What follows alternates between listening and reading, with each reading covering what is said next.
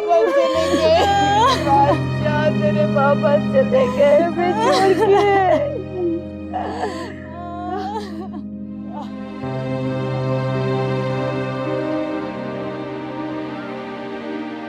जिया, तुम? बेटा, हमें बहुत अफसोस हुआ। अचानक ही ये सब कुछ पलक झपकते ही हो गया। आपके वालिद को हार्ट अटैक हुआ? जी आंटी। जिया, तुम्हें पता है बाबा तुम्हारी शख्सियत से इतना मुतासिर हो गए थे कि आखिरी वक्त में तुम्हें बेटियों की तरह चाहने लगे थे।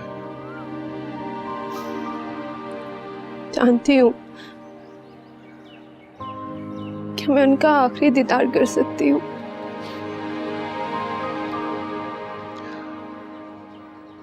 मैयत को तो हमने दफना दिया।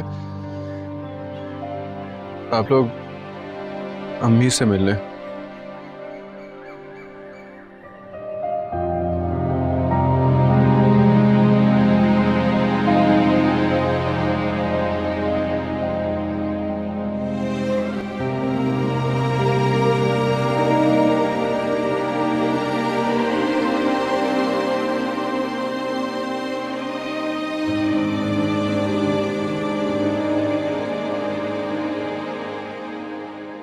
माँ से बगावत करके आई हो?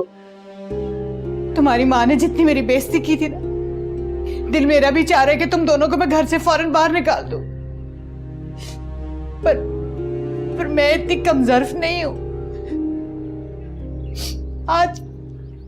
आज तेरी वजह से मेरा सुहाग उजड़ गया है। इसमें जिया का क्या कसूर है?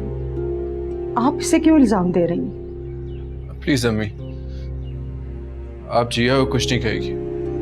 हमारे लिए तो यही बहुत है कि जिया यहां चली आई है।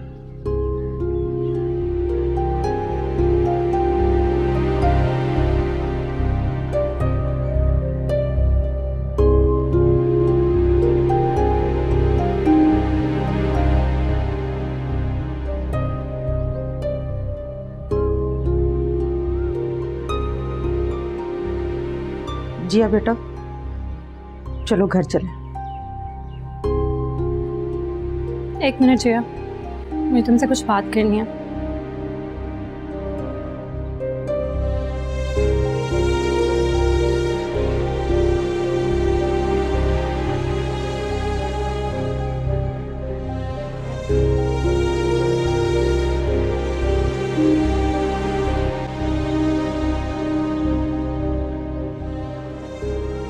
मैंने अपने और रिजवान शाह के रिश्ते के बारे में तुम्हें सब कुछ बता दिया जिया।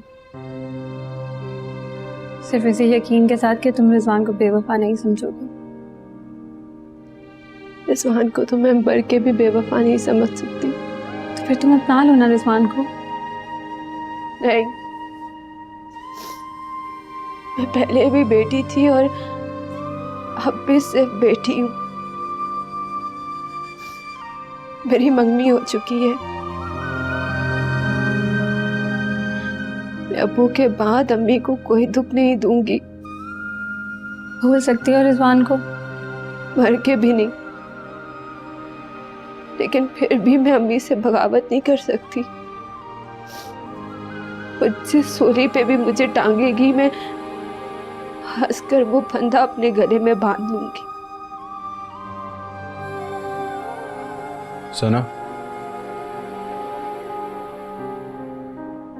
जाने दो जिया को। मगर जिया, तुम एक बात हमेशा याद रखना कि तुम आसमान से सिर्फ और सिर्फ मेरे लिए उतरी हो। किसी और की तुम हो ही नहीं सकती। मैं सिर्फ तुम्हारी हूँ रिजवान। मेरी रूह हमेशा तुम्हारे लिए तड़पेगी। मेरा जिस्म चाहे किसी और के नाम का हो जाए, लेकिन मेरे लिए यही काफी है कि तुम बेवफा नहीं हो। अपना ख्याल रखना और बाकी सबका। सना एक बहुत मुखलिस लड़की है,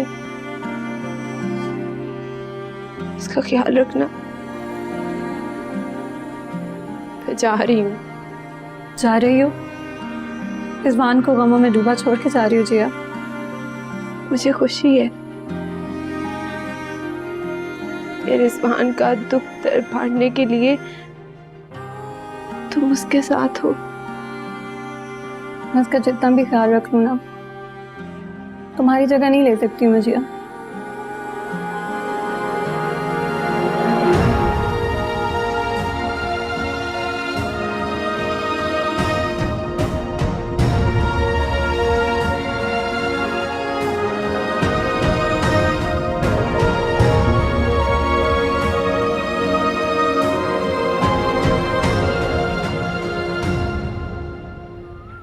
रुको।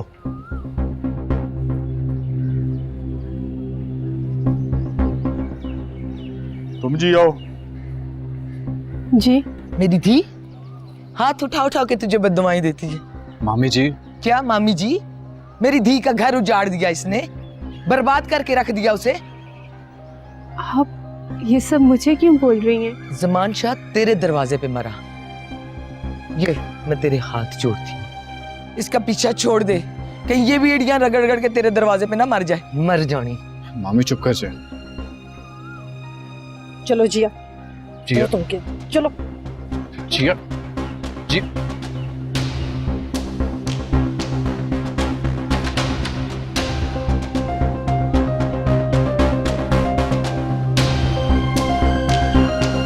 देख लिया शादीशुदा मर्द से मोहब्बत का अंजाम। चुप कर जाए अदा, खुदा के लिए। तुम्हारी वजह से हमेशा हमें जिल्लत का सामना करना पड़ता है। चुप करके फरीद से निकाह करो और इस कहानी को यहीं खत्म करो। चलो। ठीक है अदा, मैं कर लूंगी फरीद से निकाह।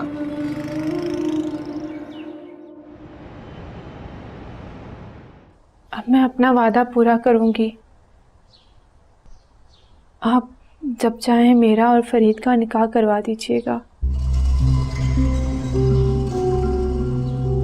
मैं अब अपना माजी दफन कर आई हूँ। झूठ बोल रही हो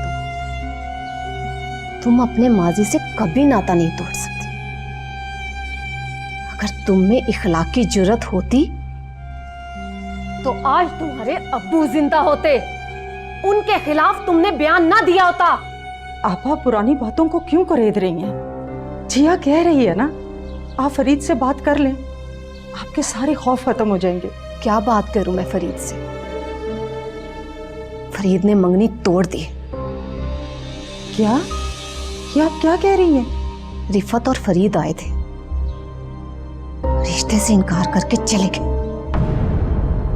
इस लड़की से कौन शादी करेगा जिसके इश्क की दास्तान हर खासो आम की जबान पर है? आपा? किरण भी शरीके जुर्म है, क्योंकि वो जिया को साथ लेकर गई थी। और फरीद इन दोनों को वापस लेकर आया था। सब कुछ तो उसके सामने था। इनकार ना करता तो क्या करता वो? अम्मी, मैंने फरीद से कुछ नहीं छुपाया। मंगनी तोड़ना उसका अपना फैसला है। इसलिए कि वो गैरतमंद इंसान है, समझी?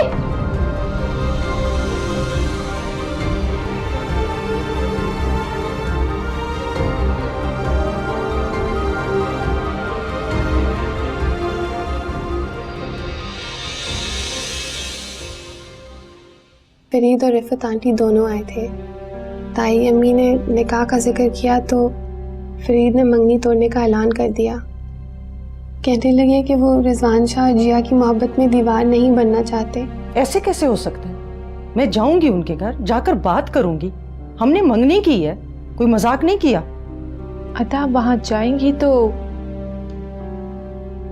ये अंगूठी फरीद को वापस कर दीजिएगा और मेरा शुक्रिया अदा कर दीजिएगा। खूब, बहुत खूब। तुम क्या समझती कि फरीद मंगनी तोड़ गया है तो तुम उस मनहूस के साथ शादी कर सकोगी? अम्मी, मैं ऐसा नहीं चाहती, मुझे शादी नहीं करनी। ख्याल है तुम्हारा। मैं हर सूरत में तुम्हारी शादी करवाऊंगी। ताकि उस मनहूस तक पहुंचने का हर रास्ता बंद हो जाए और वो कभी तुम तक ना पहुंच सके। अम्मी मैं आपसे कह रही हूँ ना, मुझे किसी का इंतजार नहीं है। सफिया, तुम छोड़ो इसे, तुम फरीद के घर जाओ। तुम्हें जो कुछ भी करना पड़े, उनकी मिन्नतें करो, उनके हाथ जोड़ो, उनके पांव पकड़ो, पर उनको मनाओ। ताई अम्मी अब क्या फायदा, ना हतमी जवाब देकर गया था फरीद। तुम तो चुप ही कर जाओ। तुम तो हर हाल में जिया की बर्बादी चाहती ताकि मेरी दौलत हथिया सको। और सफिया, तुम जाओ, तुम फरीद की तरफ जाओ। देखा अम्मी क्या कह गई है ताई अम्मी। तुम चुप कर जाओ, बड़ी है वो।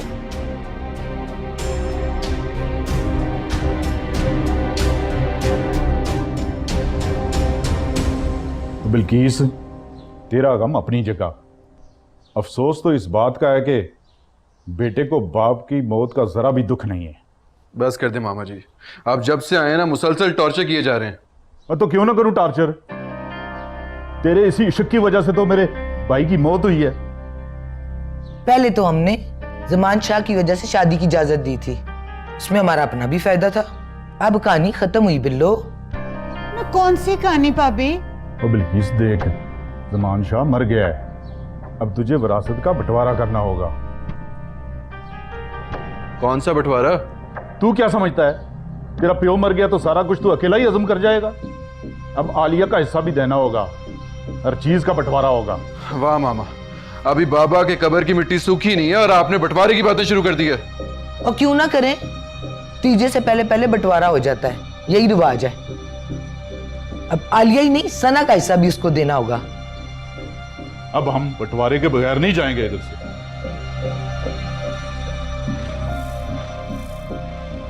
मेरे रब्बा, मेरे सिर का साइन क्या गया, सब ने आंखें फेर ली। अम्मी आप क्यों परेशान होती हैं? मामा जी की तो आदत ही ऐसी है। हमें मामा जी हाथ से गुजरे, मैं मजीद चुप नहीं बैठूंगा।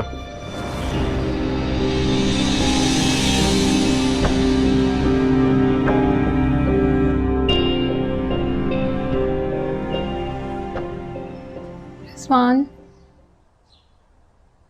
तुम परेशान मत हो, मैं तुम्हारे साथ हूँ। बस तुम किसी की परवाह मत करो। वैसे हद कर दिया आज मामा जी ने, जिया की इतनी बेइज्जती की है। बाबा का तो दिमाग खराब हो गया है। भला वो कौन होते हैं जिया की बेइज्जती करने वाले? खैर तुम छोड़ो, मैं खुद करूंगी बात बाबा जी से। तुम अभी सो जाओ, आराम करो।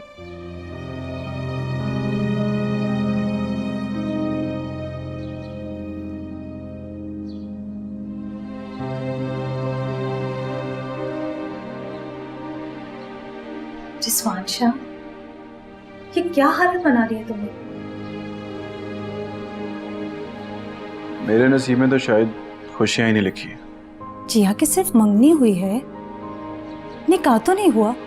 लेकिन जिया ने भी तो साथ ना देने का फैसला कर लिया ना। बेटी जो हुई इज्जतदार बाप की बेटी है। तुम जिया को अपने दिल से नहीं भुला सकते, उसका ख्याल नहीं निकाल सकते अपने दिल से, मगर सब्र तो कर सकते हो ना। और ये जुदाई तुम दोनों की मोहब्बत खत्म नहीं कर सकती।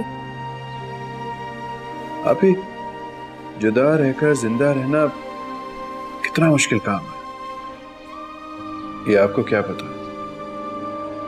मैंने सुना है कि पापा ने जिया को सना के बारे में सब कुछ बता दिया। बाबा जाते जाते हमारे दरमियान हाइल एक और दीवार गिरा गए थे। उन्होंने जिया को सब कुछ बता दिया और ये भी बताया था कि मैंने सना से किन हालात में शादी की। आपको पता है, बाबा जाते जाते जिया को अपनी बेटी कह के गए थे, मगर जिया की अम्मी ने अम्मी के साथ बहुत बुरा सलूक किया। ये सब जज्बाती लोग हैं, अना के मारे हुए। मगर खुदा के लिए अपने इश्क के रोग से बाहर आ जाओ, वरना मामा जी जैसे लोग तुम्हारा जीना मुश्किल कर देंगे। मैं सबको देख लूंगा, मगर प्लीज मुझे अब कोई जिया को भूलने का मत कहे। ये मेरे लिए मुमकिन नहीं है।